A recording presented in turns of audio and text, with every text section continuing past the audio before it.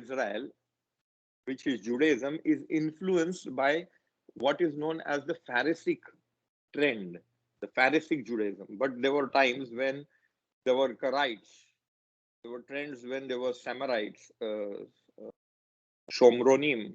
These are all factions of Judaism that really cut off from the mainstream. We call it mainstream because that has become the majority today. But it is just Hashem's will that that became a majority. If any of the others would have become a majority, then that would have been. But they are remnants of the same practices that we practice because they also came back from the same core of cultic Judaism, cultic templic Judaism. So you will see in the Samaritans and the Karaites similar practices that we have been practicing in India. So that is something that immediately gives us a red signal. Oh, this is a very ancient community that came from Israel. Anyway, Yeah. Okay. thank you Thank for you. Thank you for the information. coming back to Parashat Shavua. Sorry for the delay. I was a little tied up today. Prayers. Matot masei. We have a double Torah portion. This. You are not starting with the prayers? Yes, we will. So may it be the will of my God and God of my ancestors, God of Abraham, Isaac, and Yaakov, that the Torah study that we endeavor, we try to understand His will, and may no disruption and may no mistakes creep in, and we are able to be guided to understand it as He wants us to learn the Torah. Amen. Amen. Okay. Matot Masai. Two portions, final portions of the book of Bamidbar. Let's quickly look at summary of Matot. Would somebody like to volunteer to read it? Can I, Rabbi Rahil? Please go ahead. Yes. Moses conveys the laws governing vows and their annulment to the heads of the tribes of Israel. War is waged against Midian for their role in plotting the moral corruption of Israel, causing the plague that killed.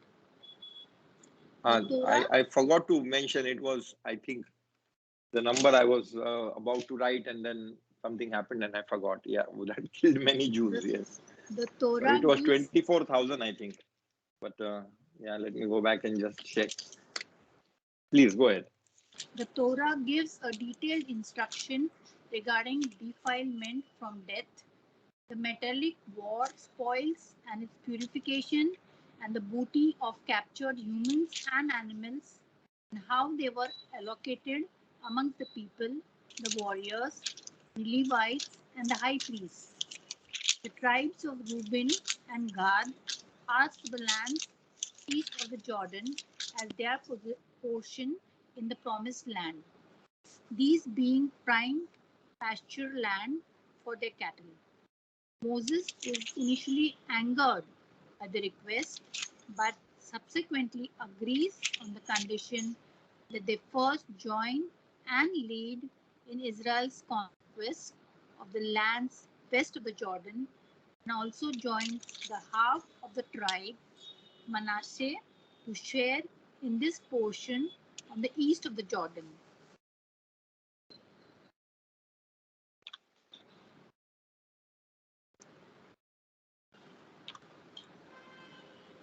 Summary of Masei, the second half. The itinerary of the Israelites through the wilderness from Egypt to the plains of Moab across the river Jordan, 42 journeys and encampments of Israel are listed. Moses tells Israel to remove the current inhabitants of the land that God will give them and to destroy their gods. The boundaries of the land of Israel are defined, along with those of the Levitical cities and the cities of refuge are designated as havens and places of exile for inadvertent murderers. God makes a precise distinction between murder and manslaughter. The law of inheritance, as they apply to Israelite women, are delineated.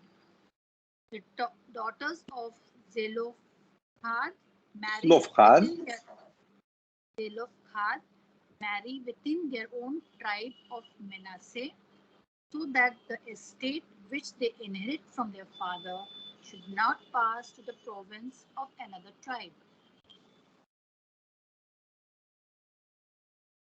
Thank you very much. Who was that? Rachel? Yes, Thank you, Rachel. thank you. And so, so these are all different ideas again that are spread throughout the parasha, and uh, we will take the first idea that begins the parasha and try to see how it is connected with other ideas in the parasha. Okay, this is a very important idea. In fact, the rabbis also extend this idea in different ways. Uh, let us first understand what it is talking about. Vaidaber Moshe Rashe Matot, Hamatot, and that's where the word Matot comes from. Moses spoke to the heads of the Israelite tribes, saying, "This is what the Lord has commanded. If a man makes a vow to the Lord or takes an oath, imposing an obligation on himself, he shall not break his pledge. He must carry out all that has crossed his lips." So immediately we understand that this is talking about the power of speech. Man says something, takes a vow that he wants to do XYZ, and vows to Hashem, or even takes an oath on himself, he has to carry it out. No, no leeways. There are no ways that he can get out of it. Right? If a woman takes a vow to the Lord or assumes an obligation while still in her father's household by reason of her youth, and her father learns of her vow or her self-imposed obligation and offers no objection, all her vows shall stand and every self-imposed obligation shall stand. So if he doesn't have any objection, it stands. He heard that his daughter said that from tomorrow I am not going to eat meat or whatever, made a vow. He heard it and he said, it's okay. Then the vow stands. But if her father restrains her, okay, why isn't it? Okay, it's there now. That's weird. Why does the first line? Okay, now it's better. But if her father restrains her on the day he finds out, none of her vows or self-imposed obligations shall stand, and the Lord will forgive her, since her father restrained her. So when she is an unmarried woman, the authority lies with her father to basically scratch it off. If he hears it and he restrains her, he says, no, you're not doing that. That's not okay. Her vow is annulled. If she should marry while her vow or the commitment to which she bound herself is still in force, and her husband learns of it and offers no objection on the day he finds out, her vow shall stand and her self-imposed obligation shall stand. But if her husband restrains her on that day that he learns of it, he thereby annuls her vow, which was in force, or the commitment to which she bound herself, and the Lord will forgive her.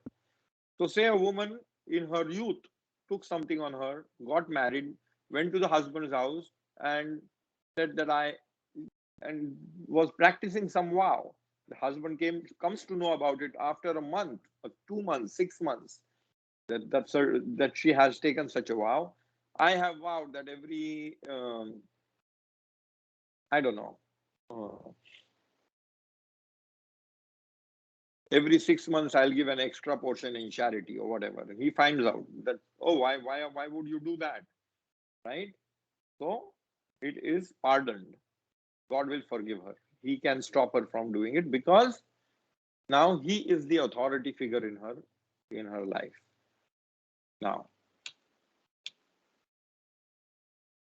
the vow of a widow or a divorced woman, however, whatever she has imposed on her shall be binding because there is no authority figure to dis, uh, discredit it or clear it.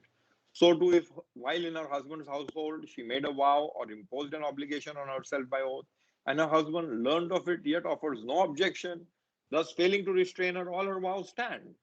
But if the husband does annul them, on the day he finds out, then nothing that has crossed her lips shall stand.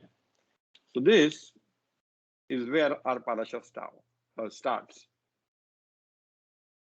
Every vow and every sworn obligation of self-denial may be upheld by her husband or annulled by her husband. If her husband offers no objection from that day to the next, he has upheld all the vows. Okay, so this goes on. Okay, so this is the idea of the parasha. It is about the power of speech, how important the power of speech is. If we use speech in a certain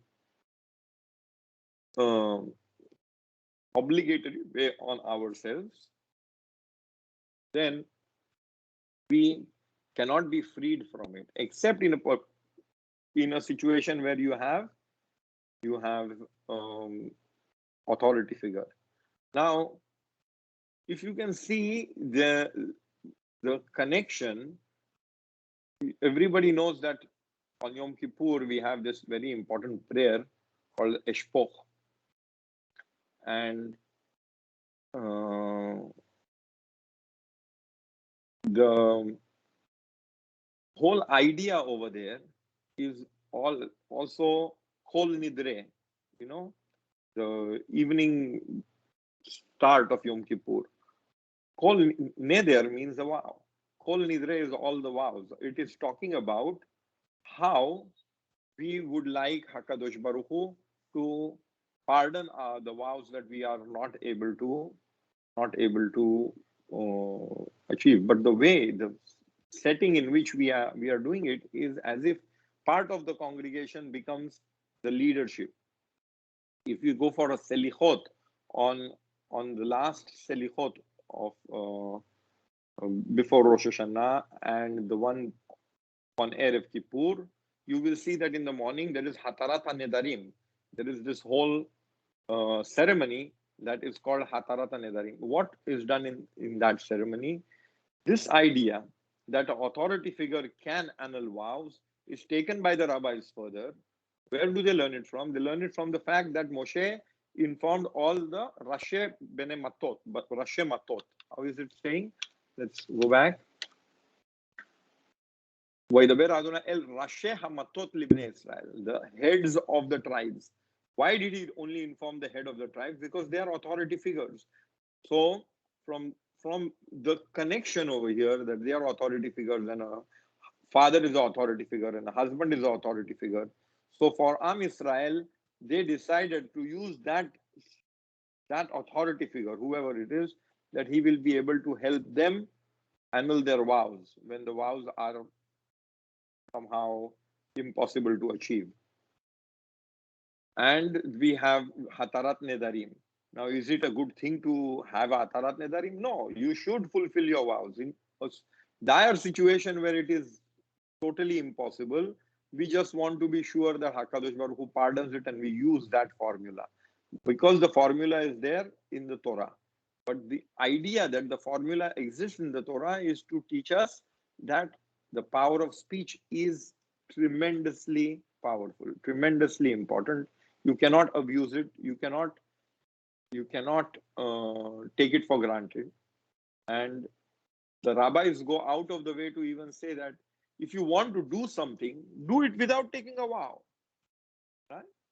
A lot of people think otherwise. Even Mahatma Gandhi, he thought that to take a vow is a good idea to motivate yourself. I won't be drinking I won't be smoking. I take a vow, right? Those kind of things. If you take a vow officially in presence of other peers, then it becomes an obligation on you, and you are basically motivating yourself towards that goal, whatever you have set for yourself. But Hakamim didn't want you to do that. They said that this is a very, very delicate line. You want to do something, you decide for yourself and do it. You don't have to vow. You don't have to say it.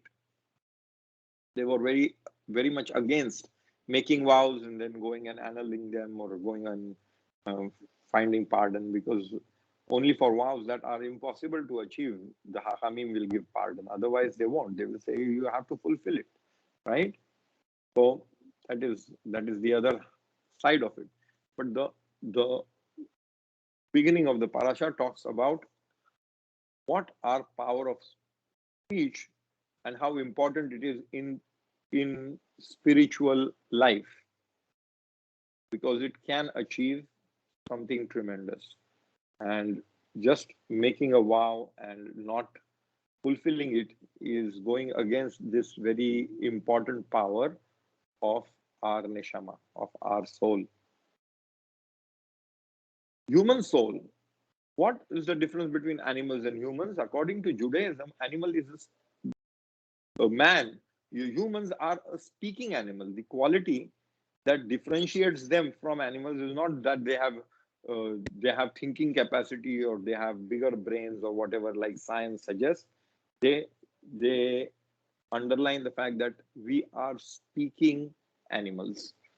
The power of speech is what differentiates us from animal kingdom, and that is something that is directly connected with our neshama, the higher soul that permeates human beings, as opposed to the nefesh, which permeates the animals. There you have instincts and you have desires and you have all those. So whenever you are abusing language, right, it is a quality of the soul that you are abusing. If somebody is greedy, right, he hogs a lot. It is a quality of the animal soul that he is abusing. It is also wrong. But Ramban expresses it like this: you have excess of animal soul, right? So you become greedy, or you have one of these drives that you lust after, correct? The animal soul's expression of that is that there will be some kind of sickness which will be expressed in the body, that the excess of the nefesh will be able to sort of balance it out. So all sicknesses or whatever are because there is this non channelizing of the energies of the animal soul, according to Ramban, Achmanides, and that is in excess. You have those energies in excess that are then flushed out of your system by diseases and the solution to that is you channelize your lust in terms of whatever physical cravings we have, instinct towards our instinctive behavioral patterns. So that will cover greed, sex, power, control, security, insecurity, all those things that normally in an animal kingdom you will find motivates animals. It is the same in us. But then there is this higher level which the neshama is controlling, and that is speech. So the speech comes from the intellectual ability to understand things, articulate them, conceptualize them and articulate them and share the idea with others. All those faculties come from the higher soul, and you don't want to sort of dirty your human capacities. Already we already have challenges on the animal plane, and that you don't need to add on to those by abusing your speech. But mostly we see that we are given to very easily lashon hara, very easily. Why? Because you don't even understand if there is a motive. When you have a physical imbalance, right? You understand, a person is lusting after woman, lusting after money. He is attracted to pleasures. He is going after power, right? You can understand that because the motivation, he tells him that there is more pleasure in whatever he is doing, and that's why he is motivated towards making more money or doing whatever his heart is leaning towards. So you understand the problem with there is this don't follow your eyes, don't follow your hearts in Shema Israel, right? That is towards that. But speech, when you abuse speech, really there isn't any motivation towards that. Why do people sit and chat and talk bad about other people, other politicians, other countries, other whatever, just because they want to talk? Can't pinpoint what is it that it satisfies in you. If you do, you will see that these are some kind of psychological imbalances that motivate this. They're very deep in us, and most of the time even psychology won't be able to penetrate into what are the motivations. Maximum they come up with is there's some kind of insecurity, and that makes the person fill himself up with information and share it and bring somebody down because his insecurity to be somebody. Then by bringing the other person down, he can in comparison be more secure, sort of.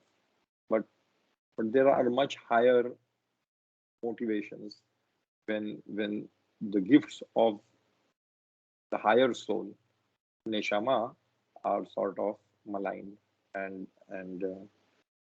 abused. Anyway, this whole parasha I am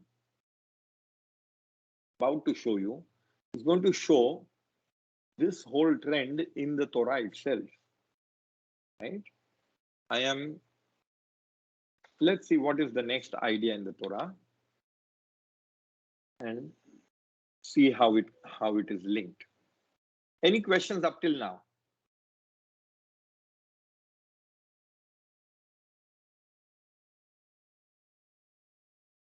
No questions. Okay, if anybody is asking a question, please be sure that you are unmuting yourself. Everybody is on mute.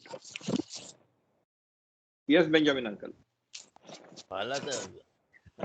What I can say, in the Balak, the Parashat the Balak, right? The language of the Aton, Bilam did not understand. And that is why God pitied on the Aton and give him the language that man speaks. And so the Aton speaks in the man's language. Same way, if you see the history, the geography, this international geography, that of the animals, the bullock, that animals You mean buffaloes, National Geographic? National Geography मध्ये buffaloes, when they Yeah. see the ions are killing his child, okay, she speaks her language, and so all the bullocks buffaloes come back, and Hmm. she, everyone has his own language, but difference is Hmm. we don't understand each other. Hmm. Okay, so we That will make a difference. We will make a difference.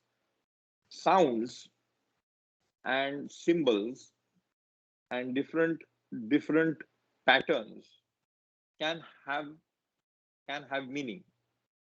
So when I say that crow chirps in a certain way, I know for sure that a crow has so many different voices.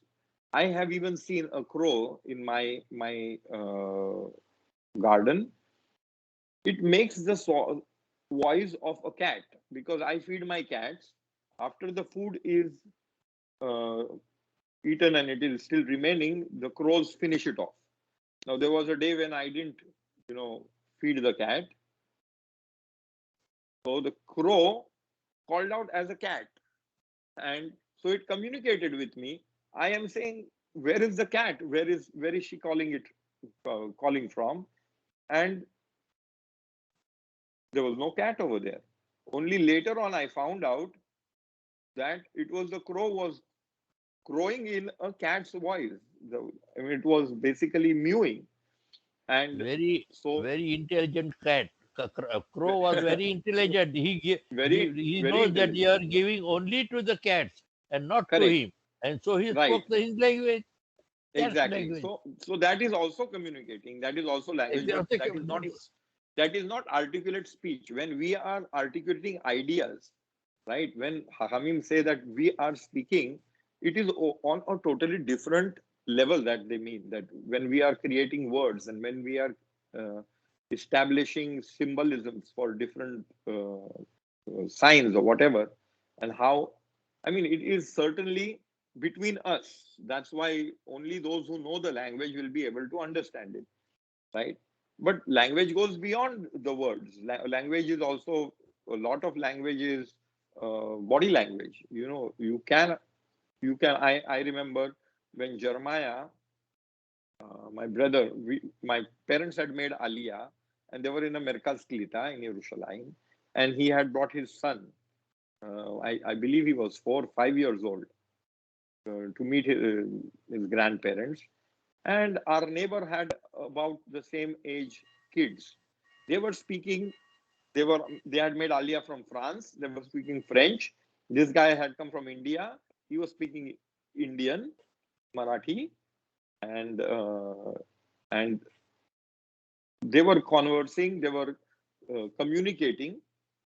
They were trying to communicate in the language they knew, but for half an hour, 45 minutes, they were playing together and they were able to communicate and explain to each other what they wanted as kids. As we grow up, we forget, how to use the body language and how to use symbolisms. But certainly there is a language of Very, its own on that level also. But when Hamim are saying that human beings are speaking animals, they are talking about this faculty where we can, write books about and communicate through it. We can not only speech, it is words and how to use and craft words, how to write poetry and how to reach your heart by writing prose, right? So, but you're right. There are other levels of communication also. Any other questions?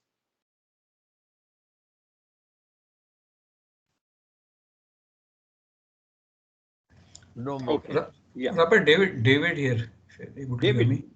Yes, I can hear Yeah, you, David. yeah. One of the questions is, we sometimes don't utter the vow. We just think about it. So, is that So that also is very okay. valid, or is it to As be long as it spoken is an aloud? idea that Hmm. I don't want to smoke from tomorrow. It is an idea. It is not a vow that you have taken. It is an idea. You That is really the difference between speaking out a vow and having an idea. And that is where it is important to not speak out the vow and decide to do it. But speaking makes the difference. That is why the power of speech. Sure, sure. Thank you. Thank you, Rabbi. Okay. Now, Uncle spoke about Balak.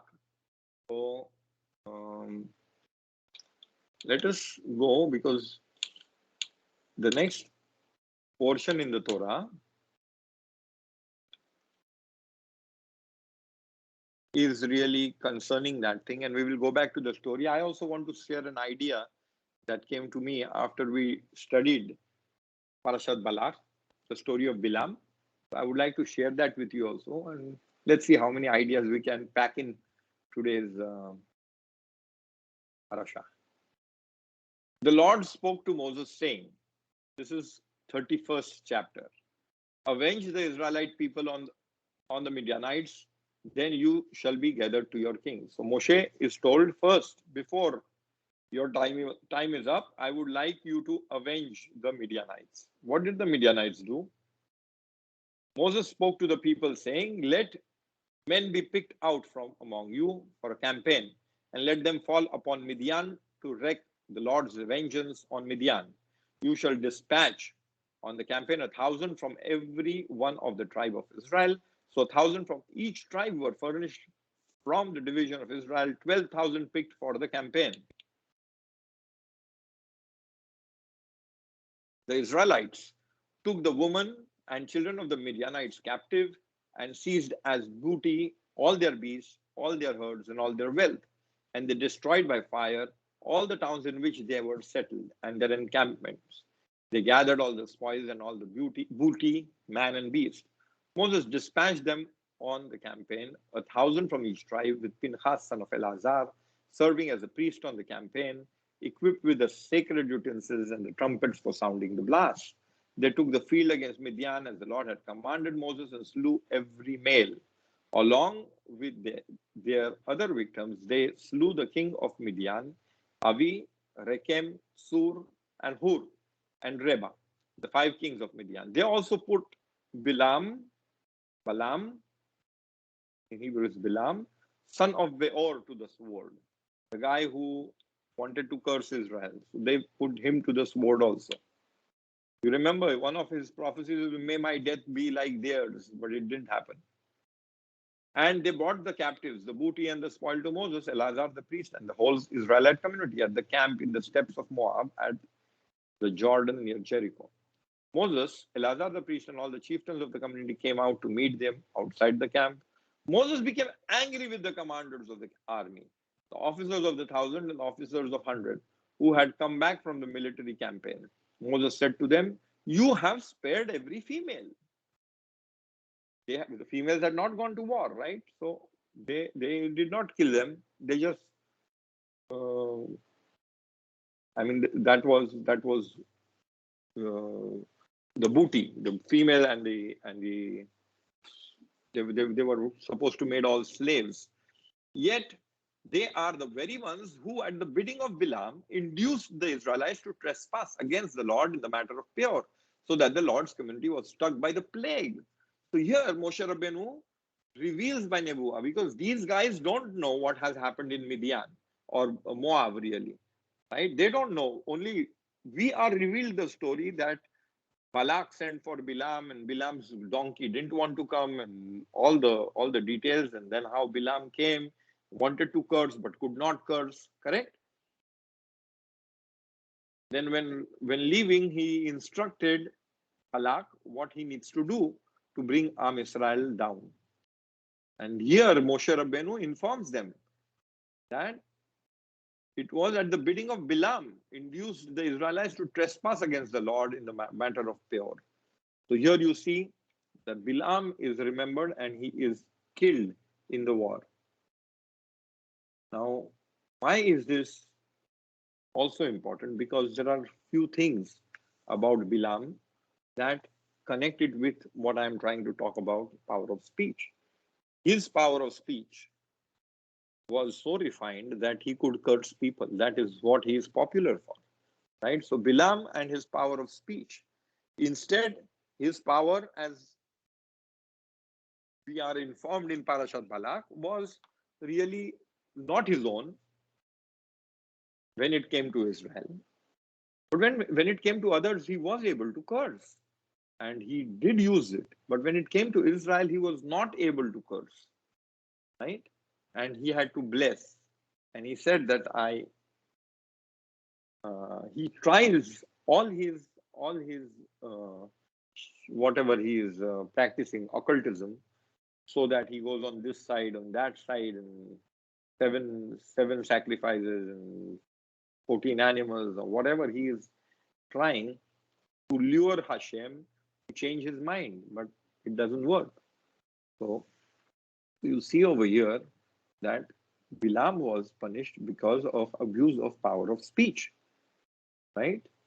He really did not curse Israel, but he wanted to, one. And secondly, but wanted to is not good enough. But secondly, he used the speech to inform Balak that this is how you take down Israel, by sending prostitutes, and then they will somehow be lured into worshipping idols. Okay. There are more parallels, but what I wanted to share with you is in continuation with what we had discussed last time, right? If you will remember, we said that Bilam was able to extrapolate the berachot of Abraham Avinu. Abraham Avinu has three berachot after Akedat Yitzchak. Everybody remembers this? Abraham Avinu had three berachot after Akedat Yitzchak. We see that there are three times he speaks or blesses Am Israel four times, but the three times that he goes up on the hill, slaughters on the altar twice, and then the third time the nevuah comes by itself. And like the final aspect of the nevuah really sort of concludes what he has been talking about. So the first idea, the second idea, and third idea are ideas that are the blessings of Abraham Avinu.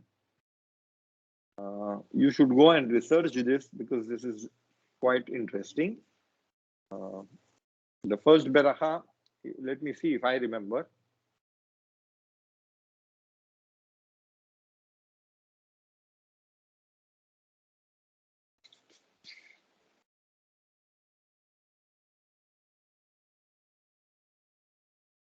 First beracha is that Abraham Avinu's children will be like the sand of the sea and stars of the heaven. The second beracha is that he will defeat his enemy, and the third beracha is that he will be a blessing in the world. These are the three berachot Abraham Avinu gets after Akedat Yitzchak. And these are the three final berachot that you will see are hinted in the nevuah of Bilam. He first says that they will be spread all over, like the dust of the earth. The second beracha, he says that the lavi, like the cub of a lion cub, will tear its prey. And the third one is those who will be blessed. Those who will bless him will be blessed, and those who will curse Israel will be cursed. So it is same berachot. So I was thinking, what? So he understood Abraham Avinu's beracha. What is the point? What is the Torah trying to get at by linking these two things? Is it trying to say that he reached the levels of Abraham Avinu? Is it trying to say that Bilam was as good as Abraham? Because later on we see that Bilam is killed. He is really even called a magician or sorcerer instead of a prophet afterwards in the book of Joshua, right? So couldn't be that the Torah wants to bring him up to the pedestal of that his nevuah was so refined. Also, we know that when he was getting his nevuot, he is saying that I am all sort of unconscious, but I can see. So I am fallen, but I can see. So his body sort cannot take the influx of nevuah when it comes down. His body is totally not prepared for it when whatever he got at that point. Okay. So what is the connection? What are these two stories linked about? The Torah is certainly using other language also to link them. He wakes up early in the morning, like Abraham woke up early in the morning. He took two lads with him. Abraham takes Isaac and two lads with him, right? Or maybe it was Abraham takes two lads with him, which is Isaac and Ishmael. He takes a donkey, he takes a female donkey. Abraham goes up and he sees that he has to go on Mount Moriah, and this fellow goes up, and Abraham is building an altar over there. He is also building an altar. There certainly is so much parallelism that you cannot miss it, and Hachamim don't miss it. So they say that this is inverse of what Abraham Avinu was. This fellow sort of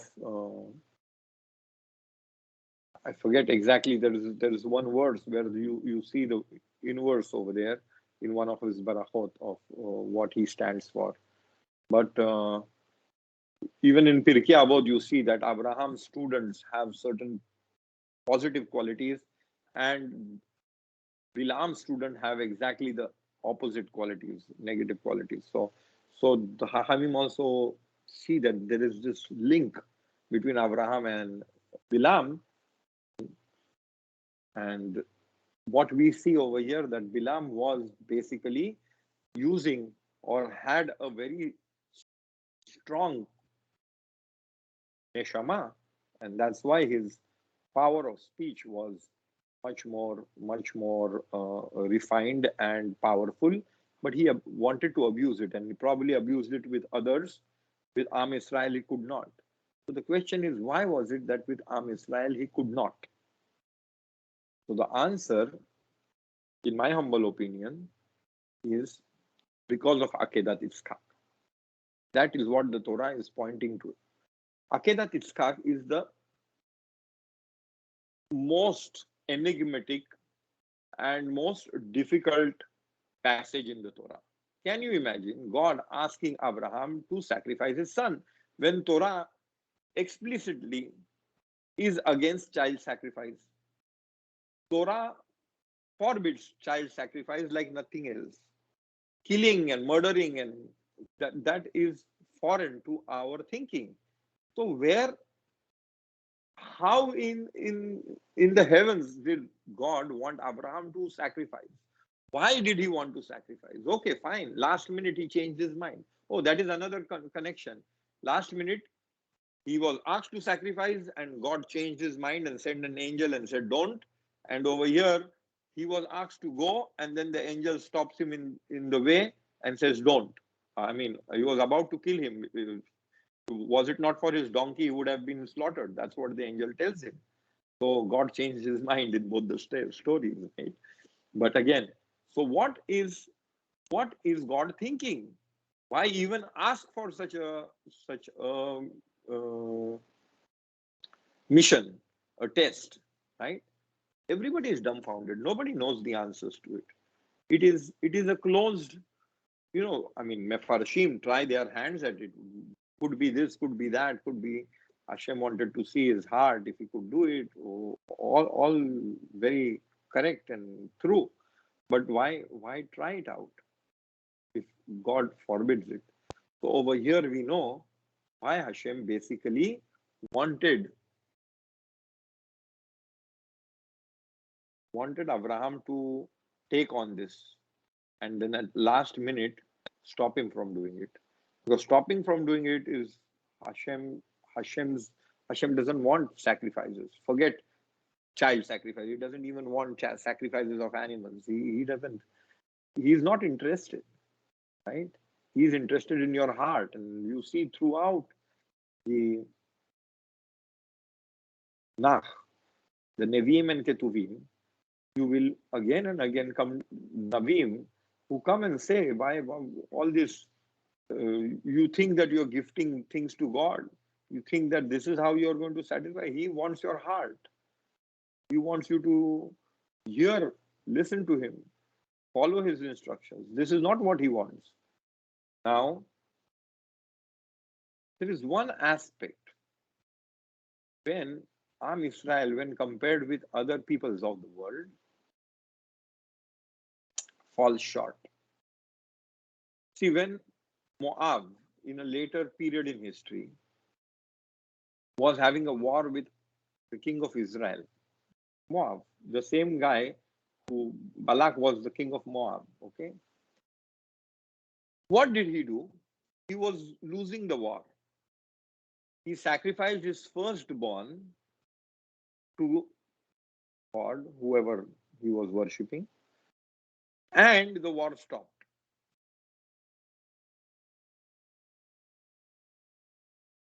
That is what is written in the Nevi'im, in the later books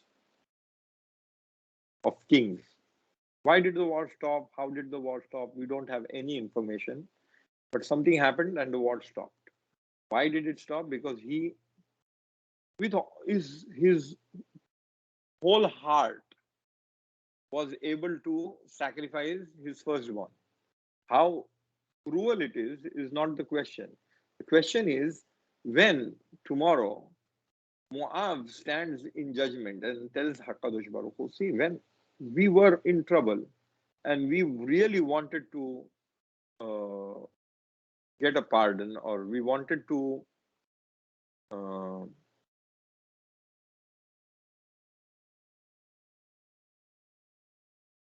atone for our sins, we didn't look back. Not even sacrifices, not even animals. We didn't look back. We were even willing to give our own son with all our heart. Can Am Israel do that? And we would have to say no. We never do that. But so that we won't have no merit, HaKadosh Baruch Hu asked Abraham Avinu that he does it, and it takes away from Abraham Avinu's whole lifelong search and teaching and lifelong career. But he was asked to do it, and he did it till the very last point where he was just about to slaughter his son. So he does get credit for it. And because of that credit, now no nation in the world can say that we are better than Am Israel when it comes to following HaKadosh Baruch Hu. Not following, but appeasing or serving. So I think that is the mystery of why these two things are linked, because the Torah wants to tell us that Akedat Yitzchak had a reason. Akedat Yitzchak had a reason that it wanted to give us zechut, the merit that we cannot be lesser than any other Am who do these cruel rites. They are cruel, but they get their HaKadosh Baruch Hu, after all, is just. So on one hand, that he was cruel, yes. But on the other hand, he willingly sacrificed something which was so dear to him, has to give him the benefit for that. And that is what they could have had against Am Israel. So that is something that I came after. It is so important that I learn these things with you, because only after learning it with you, that idea struck me, and I recognized the connection between these two stories and why the Torah is going out of its way to link these two stories. Like it is linking these stories, it is linking the fact that the power of speech in our story also. So let us come back and see what else we have. Anyway, so we have the military campaign against Moab, and Bilam was killed, and all the Amalekites, the Moabites, Midianites over there. Midianites were slaughtered. Next, how are we doing? We have about 20 minutes. Let's see. See quickly, the Reubenites and the Gadites owned cattle in a great number, noting that the land of Jazer, Gilad were regions suitable for cattle. The Gadites and Reubenites came to Moses, Eleazar the priest, and chieftains of the community and said, Atarot, Dibon, Jazer, Nimna, Heshbon, Eliah, Sebam, Nebo, and Beon. The land that the Lord has conquered for the community of Israel is cattle country, and your servants have cattle. It would be a favor to us, they continued, if this land were given to your servants as a holding, do not move us across the Jordan. So they already have won this land. They destroyed all the males over there. They have captured all the cattle and everything.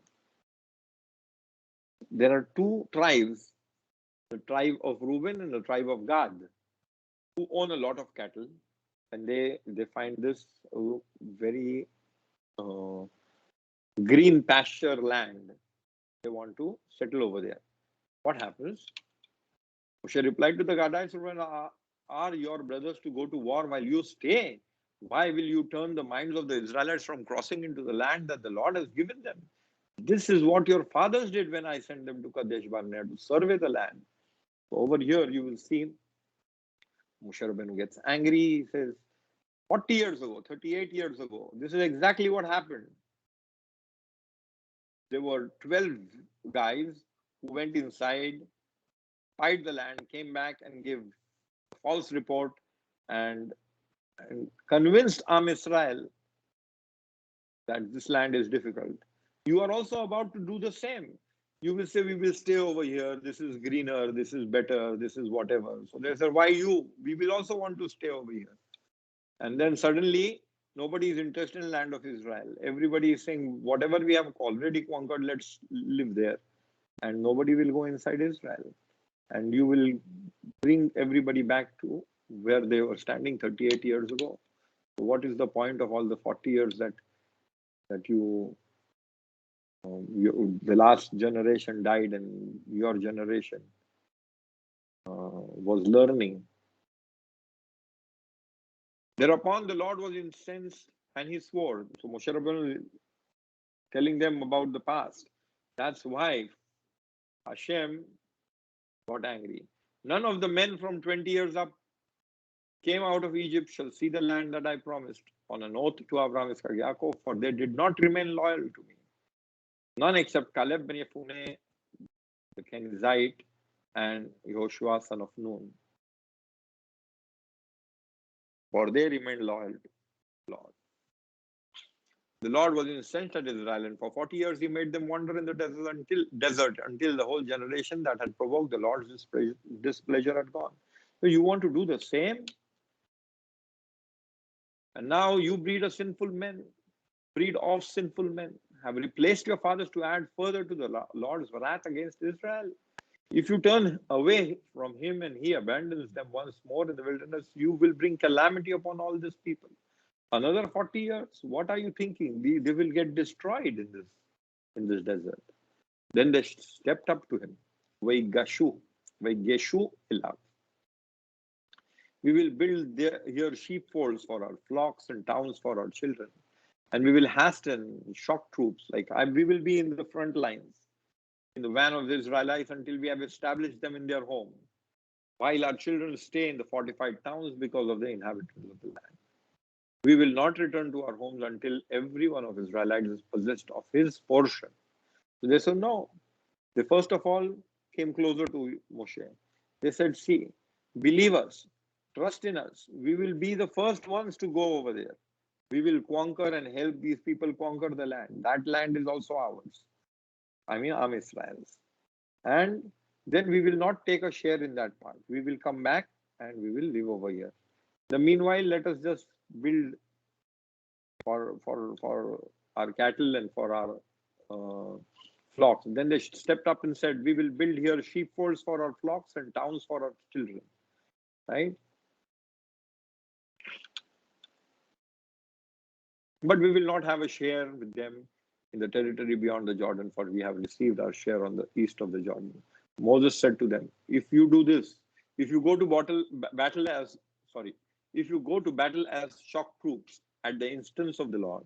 And every shock fighter among you crosses Jordan at the instance of the Lord until he has dispossessed his enemies before him. The land has been subdued at the instance of the Lord. And then you return, and you shall be clear before the Lord and before Israel, and this land shall be your holding under the Lord. But if you do not do so, you have sinned against the Lord, and know that your sin will overtake you.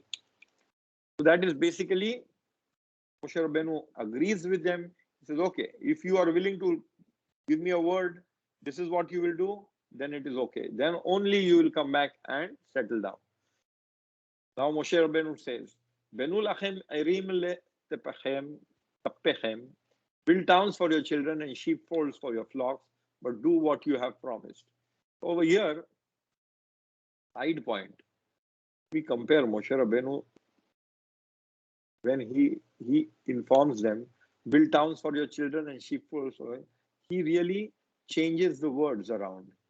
My brother Jeremiah brought this to my notice last year. You will see that the third line over here, when they are speaking to Moshe, they say then they stepped up to him and said, we will build here sheepfolds for our flocks and towns for our children. What is your priority? Your money is your priority. Your sheep should be safe is your priority, and then you will build towns for your children. So Moshe Rabbeinu says, no. Build towns for your children and sheepfolds for your children. Whatever is your priority, that is the first thing you do. So even these small things in the Torah teaches us immensely how we have to live our lives. What comes first? What is next? Your kids are more important, or your sheep and money and your possession is more important, right? So Moshe Rabbeinu, when he is speaking, tell them what they intend to do. He changes the children before the sheep. The Gadites and the Reubenites answered Moses, your servants will do as my Lord commands. Our children, our wives, our flocks, and all our livestock will stay behind in the towns of Gilead. While your servants, all those recruited for the war, cross over at the instance of the Lord to engage in battle as my Lord orders. And Moses gave instructions concerning them to Eleazar the priest, Yehoshua the son of Nun, the family heads of them. So this is again something where they took on themselves. So they gave a word to Moshe Rabbeinu. Moshe Rabbeinu later on makes it a contract. He comes out, and I'm not going to read all this.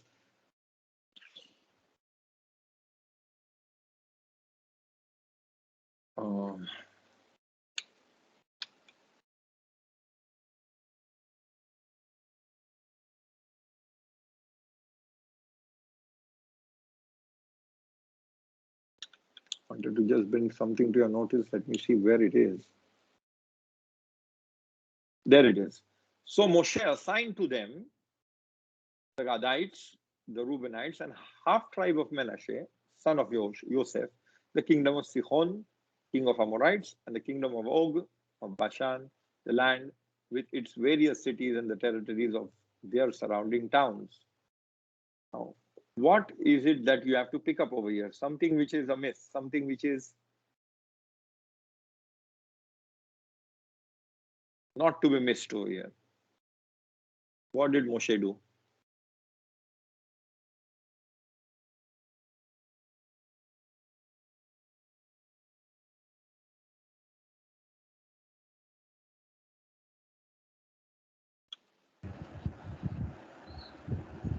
Yes.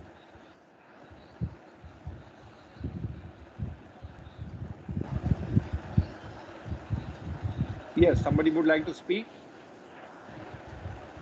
Ashley, I think you are one. Yeah, I think You so. are The unmuted. half tribe of Manasseh, the son of Joseph. Very good. Very good. But this was not mentioned any time before. Exactly. In the beginning, it was only these two tribes, the Reubenites and the Gadites. Reuben and Gad were mentioned. Suddenly, when Moshe Rabbeinu decided Reuben, Gad, and half tribe of Manasseh, son of Joseph. The kingdom of Sihon, that is the area which is on the east of the Jordan, which they had captured when they made these wars. They didn't really want to make war with these people. These people went out of their way unnecessarily make war, and they lost. So all this land was now given to 2.5 tribes. Could anybody have an idea what was Moshe thinking? Why give it to Gadites, Reubenites, and half a tribe of Manasseh?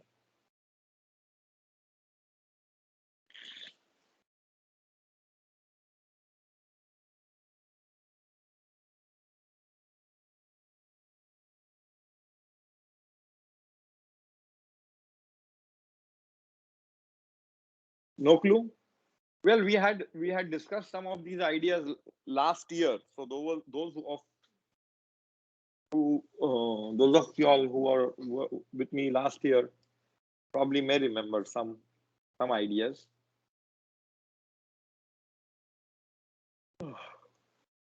No?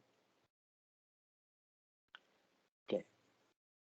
Gal'ed and Gil'ad are the same places really in the Torah. Gal'ed and Gil'ad. So Gil'ad, you will see, Moses gave Gil'ad, I'm reading the third last line, to Machir, son of Manasseh, and he settled there. Yair, son of Manasseh, went and captured their villages, which he named Havot Yair. Noba went and captured Kenath and its dependencies, renaming Noba after himself. So he was called Gilad. He captured Gilad. He named it Gilad, but really its original name was Gal'ed. Both the names also are very similar. Something had happened at Gal'ed. Does anybody remember what had happened at Gal'ed? This is really the final story of the book of Bamidbar. The 40-year story, something concludes over here in this story. Right?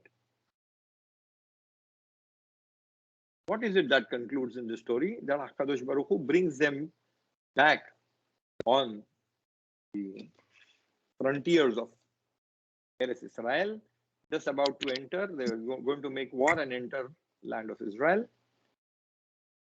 Is there the Mount Nebo where Moshe Rabbeinu is taken? Yeah, Moshe Rabbeinu's Mount Nebo is also in this land. We will see when these guys were talking about it, they mentioned Nebo. And we had discussed that also last time. Let me just...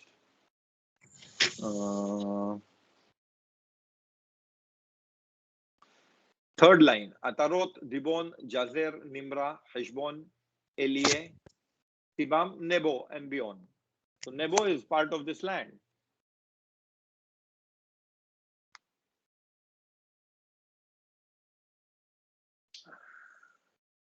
Really, this is...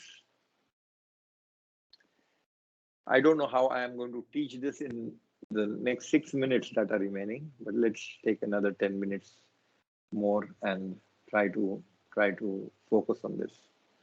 Okay.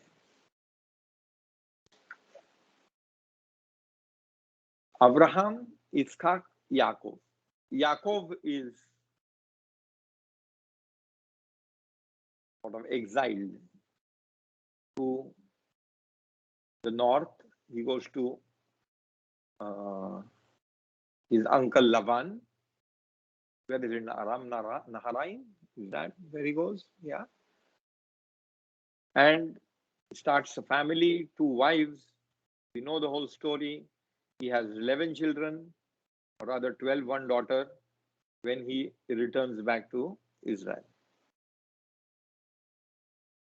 He is supposed to settle down in Israel. But that doesn't happen. Joseph, his wife dies. Joseph is sent to Egypt, right? Then the brothers want to sell him, kill him, all the dynamics between the family and the problems the family had. Finally, they get together. Joseph wants to punish them. Joseph has mercy on them. That is the whole of Bereshit. And then Shemot is about our slavery in Egypt, Moshe Rabbeinu bringing us out. So really there is something that caused this, according to these stories and according to what we are reading into. What is it that caused this? So let us look at this. That incident that happened at Gal'ed, or now it is Gilad.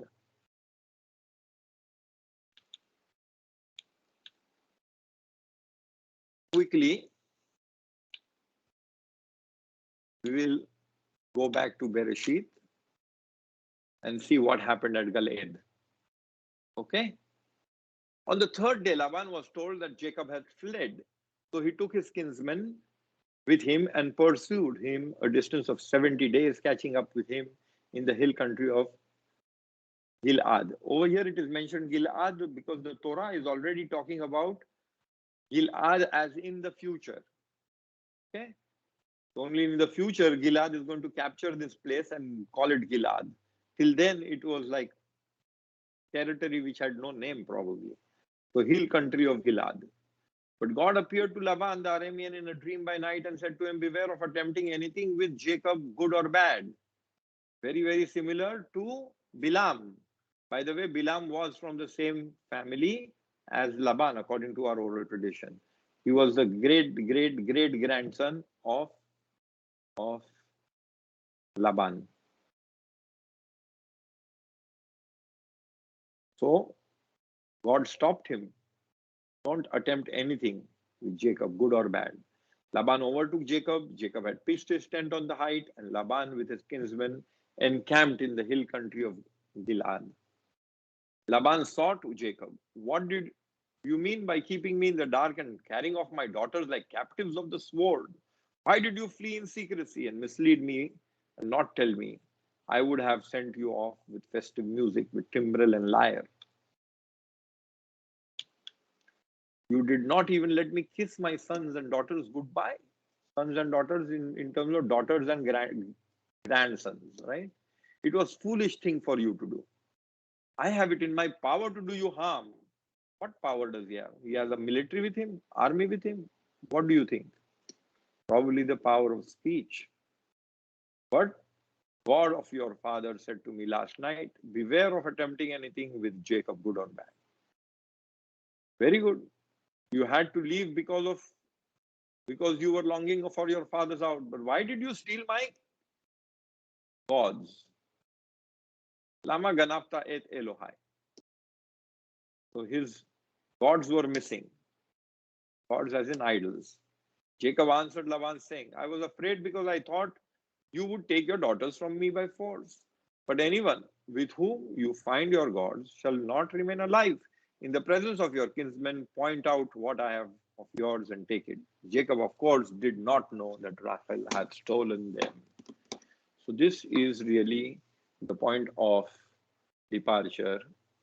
Yaakov Avinu did not know that Rachel had taken idols. Why would his wife, who was practicing Judaism now, would have anything to do with idols? The oral tradition tells us that she knew that because of the idols, his father will know where these guys are, which ways he knew.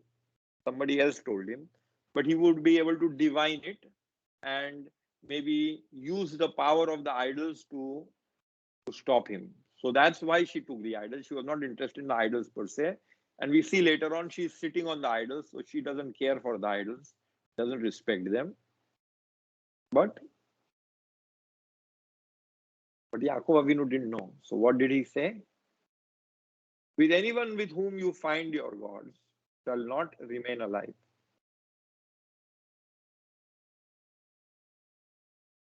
In the presence of your kinsmen, point out what I have. And then Yaakov Avinu also goes on to, he thinks that this is just, lies. On the pretext of the idols, you are just trying to stop me, sort of. So he goes on, and Yaakov Avinu gives him a piece of his mind, which in 20 past years he has kept shut. He says, point out what I have of yours and take it.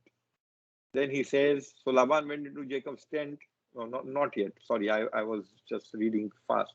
So Laban goes into Jacob's tent and Leah's tent and tent of the two maid servants. He did not find them. Leaving Leah's tent, he enters Rachel's tent. Rachel, meanwhile, had taken the idols and placed them in the camel cushion. Okay. Bechar Hagamal. That is how a camel cushion is called in Hebrew. And sat on them. And Laban rummaged through the tent without finding them. For she said to her father, let not my lord take it amiss that I cannot rise before you, for the period of woman is upon me. Thus he searched, but could not find the household idols. And what is the word for idols over here? Velo matza eta terafim. The word is terafim. Okay. This is the story that has Yaakov Avinu basically bring a negative speech on himself. Because what happens because of this? He says, anyone with whom you find your gods shall not remain alive. So he must have spoken, okay, whoever you catch red-handed, we will punish him, execute him. But really, his power of speech was such that whoever has those idols will die, will not be able to remain alive. What did that happen? It caused Rachel to die in the next in the travel. As she was about to give birth to Binyamin, she died. Not only that, but because Rachel was the mother to Binyamin and Yosef, to some extent, it was also the same speech that she cannot remain alive. Yosef, being a progeny of Rachel, was, although he remained physically alive, but was dead for his father for years together. And just now, I don't have the time to, but you can do the homework. You will use this story and then read the stories of Joseph's sale. Okay, so you will see the word tarof taraf, that my son was torn by a beast, and the word tarof taraf has twice the word teref in it, which is the word for terafim, which are two terefs. Terafim in Hebrew is whenever something is twice multiplied by itself, it is written like this, duplicated. So terafim is a play on the word, tarof taraf is a play of word on terafim. She says over there, the bakar, the camel's cushion, is the word for bechor also. I mean, the words are different. The phonetically they sound the same. Okay, the words are different, very different, but it is a play.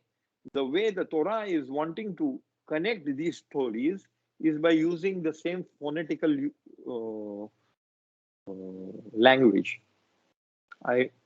You will continuously see when he is searching. You search over here, and then there will be another search. The search for Yaakov, search for Leah, search for Rachel. Similarly, Yosef is going to be like Laban, like his grandfather, and search the brothers for the goblet that he himself has put in there. And again, Yehuda is going to do the same thing. He is going to say exactly the same words like, with whom you find it will be killed, not knowing that Binyamin has it. Because Yosef had implanted in Binyamin the goblet, and Binyamin is caught. But you see the same parallel, how the language is used in the stories. Why? The thing keeps coming back. What happened over here, because of Yaakov Avinu's speech, is what caused him all the pain after his wife died, after his son was taken away from him. Later on, his second son, who is again the daughter, Binyamin, son of Rachel, the accursed one, he is taken away from him. If it would not have been for Yehuda, he would have been a slave. Maybe Yosef would not have revealed himself, he would have taken this fellow, and that's it. Yaakov Avinu would have lost 2 children. We don't know. That whole side of the family would have been Egyptian. We don't know. But something in Yehuda changed that. Yehuda came to Yosef and pleaded to him and convinced him that they are not the same, that they have changed. And all the unfortunate infighting in the family sort of caused this differentiation between Leah's family and Rachel's family, and he was able to join them together. So Moshe Rabbeinu, when he sees that there is again an opportunity now, that the families of Leah will be on one side of the promised land, and it could be that they would not be connected with Joseph's family or Rachel's family. He inserted the family of Menashe over there. Menashe ben Yosef. It goes out to tell you that it is Menashe ben Yosef, so that Yosef family is there, because this power of speech of Yaakov Avinu really took away Yosef from him, took away Rachel initially, and then Yosef from him, and then was about to take away Binyamin. The only way that you have a tikkun, you repair it, is by bringing Yosef together. And there is another whole thing about who in Yosef's family brings it out, and we had discussed it in detail last time. But it was somebody from the tribe of Yehuda again, who had married in the tribe of Menashe, and he was the father of Machir ben Menashe, or let me read that last line to you.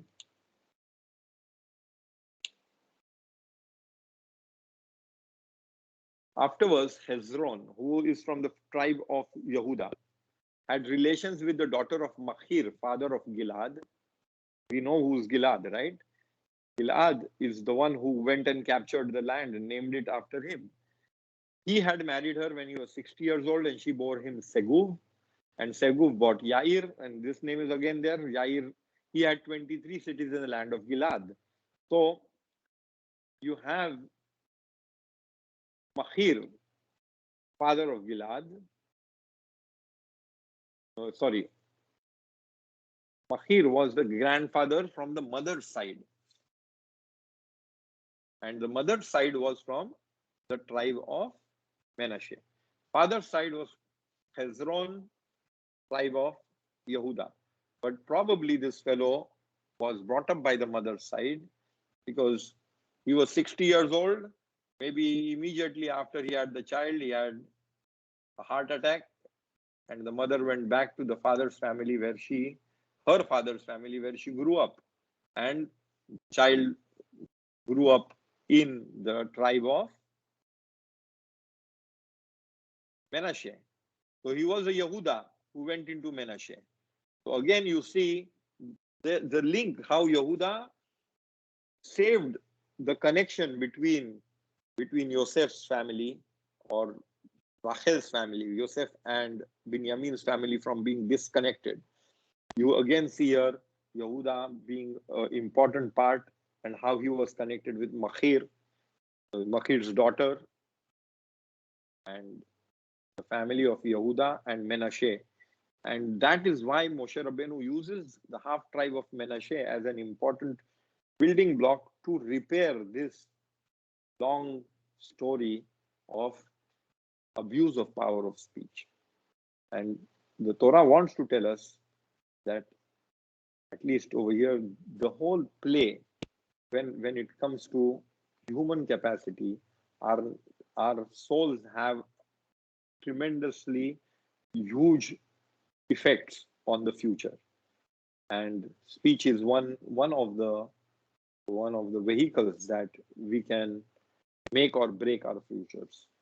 So we see these ideas very much hidden behind the curtain, but certainly they are all there, connecting with each other. If you see the Hebrew really, I know a lot of y'all may not have the Hebrew capacity to study it, but those who study Hebrew, those who understand Hebrew, go and look at the stories where Joseph is sold. Go and look at the story where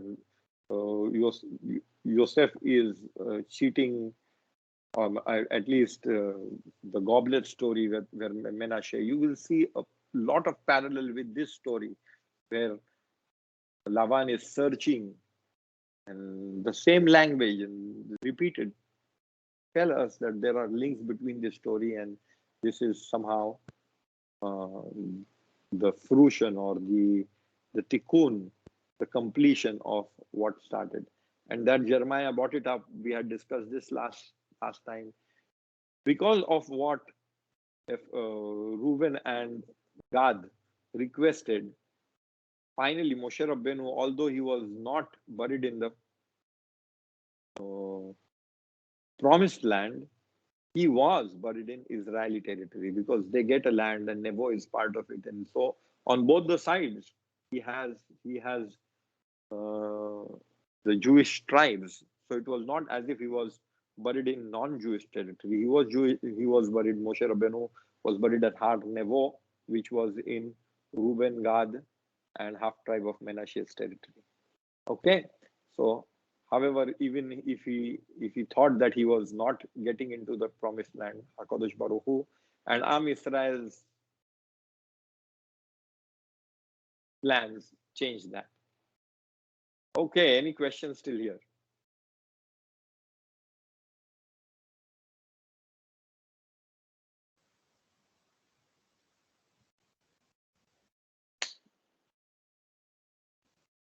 If somebody is asking something, please unmute.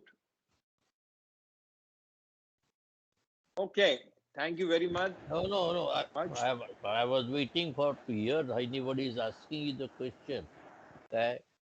But the story comes up again here. The story comes up. The Bilam and the Balak. God says to the Bilam, then I have promised the Jewish family, the Ben Israel family, that I will give I am the God, I will never lie. Same thing is story with the Joseph. Joseph is got the dream. I say, my dream is there. So I will fulfill that dream up to the end. Both the stories are the same. Yes, but the only thing is, because of our downfall, it takes a detour. HaKadosh Baruch Hu will certainly fulfill his plan and his promises. Take it simple but, way, and simple but if way it is would very have been, nice. but if Yaakov Avinu would not have mentioned this and abused his power of speech, we would have entered Israel and we would have captured it immediately. Yaakov Avinu himself started with Shechem, God and there would have promised been Abraham, Avinu first, before the Jacob. He has promised that I will give the land and I will make your people multiply, and they will be multiplied. It is promised by, it is nothing to do. It is the promise of the God. God is there, He is doing whatever He is saying, He will do it. There is nothing in it. Nothing in it, in what? I don't understand. And He will not do. God promised, He is doing it. Right, you are right. God promised and He will do it. But He also tells Abraham. Then He prepared the stories. Then He has prepared the stories. That is a different thing. He has prepared the stories. That is the thing. God also tells Abraham that there will be 410 years that they will be slaves. Right? Because Nebuah is he can foretell, he can see into the future. He knew that they were not yet, all this is, why is it important? It is on one hand, like the 40 years the Israelites who were traveling. Why was it important that the 40 years they traveled? Because they had to, even in today, it is in today's parasha itself, when there is the listing of all the places. There are two places that is mentioned out of the way what happened over there. There are 42 places that we traveled. The two places go out of the way to mention what happened. The first place is where they struck water. Moshe Rabbeinu struck water, and people complained. Last place where Moshe Rabbeinu was supposed to speak to the rock, but why does it mention over here? Because the story is really telling you that you are not up to the mark.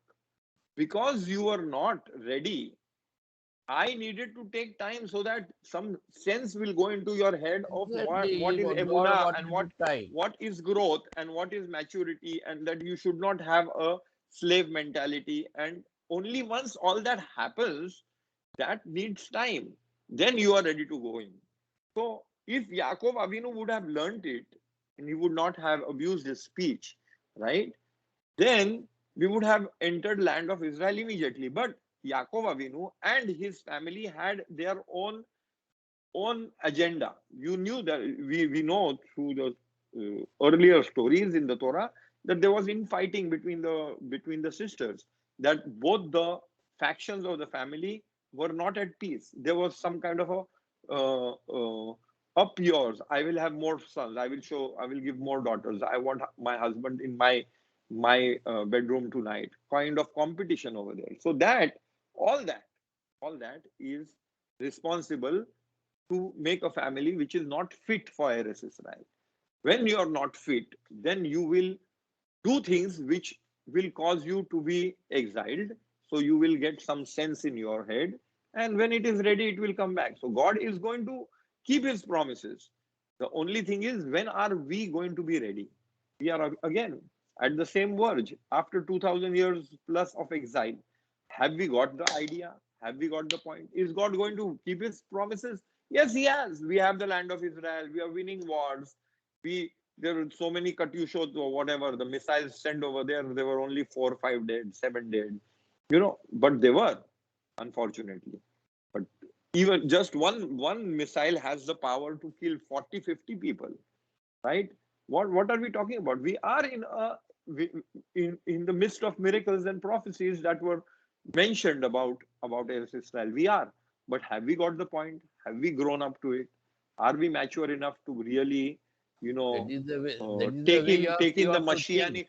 messianic role of being a light to the nations? Are we?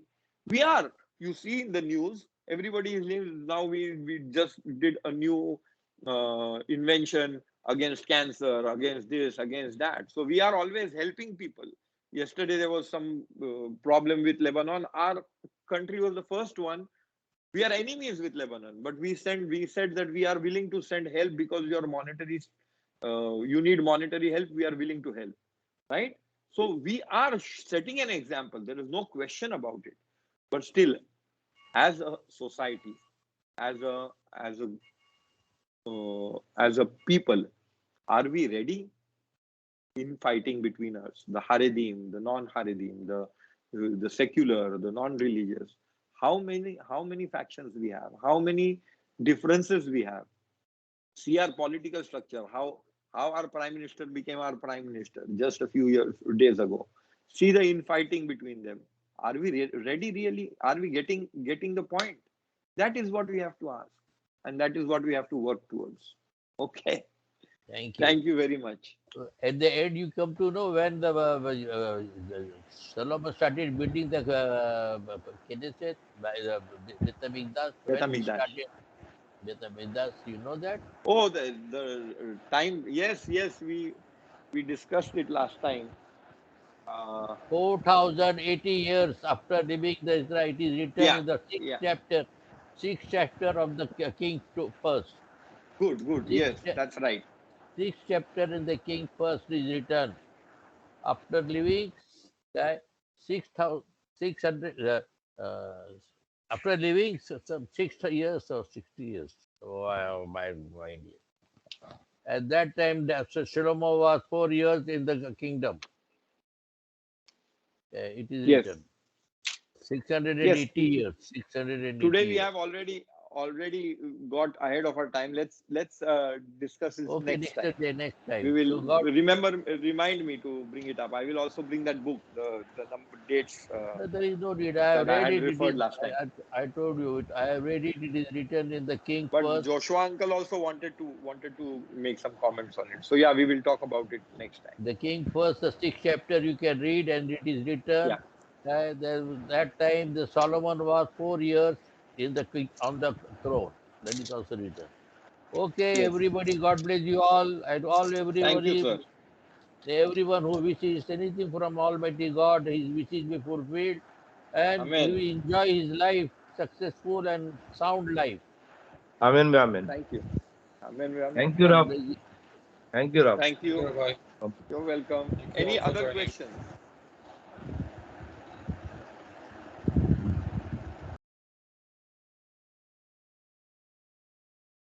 Okay. Thank you very much. Shabbat Shalom Mevorach. Shabbat Shalom. Shalom. Thank you all. Bye.